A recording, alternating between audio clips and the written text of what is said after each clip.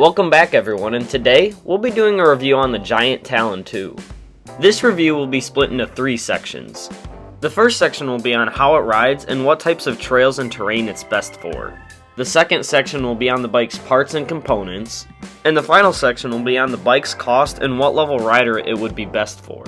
Without further ado, be sure to like, comment, and subscribe, and let's get right into this video. Riding the bike felt pretty smooth and stable throughout pretty much all terrain. It didn't matter if it was a fast descent, a chunky rock section, or a long steep climb, you felt comfortable and in control. We've ridden this bike in Copper Harbor, Michigan, and at the DTE Energy Foundation Trails in Chelsea, Michigan, and it handled both of these top Michigan mountain bike trails really well. However, double black tech trails might get a little bit sketchy, and downhill trails and bike parks are probably out of this bike's reach. But this should be expected, as it is just a beginner to intermediate level mountain bike.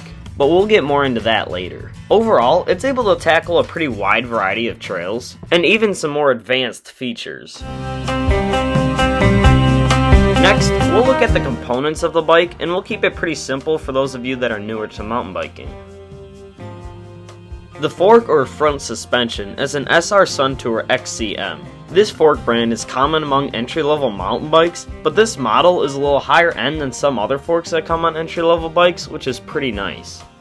Perhaps the coolest part of this bike is the drivetrain and derailleur. It's a 1x9 drivetrain, which is super nice as it minimizes the clutter that a 2x would have, but still gives you the great range.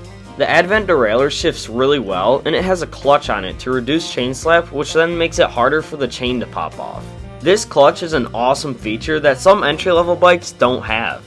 This drivetrain derailleur combo is something that sets this bike apart from other bikes like the Specialized Rockhopper Sport. Now, despite all of our praise, there was one thing that we didn't like about this bike: the brakes.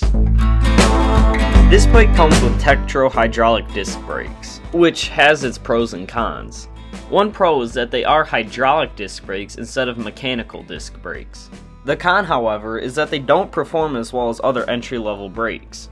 We would have liked to see Giant throw on a better set of brakes like Shimano instead. This bike retails for $685, which is a little bit more expensive compared to some other entry-level bikes. For an extra $50 to $100 you'll spend on this, you'll get overall better quality parts. So, we'd recommend this bike to beginner bikers as well as some intermediate riders who don't want to break the bank on a super high-end bike. If you're looking around for an entry-level mountain bike, then check out this other review video we did on the Specialized Pitch.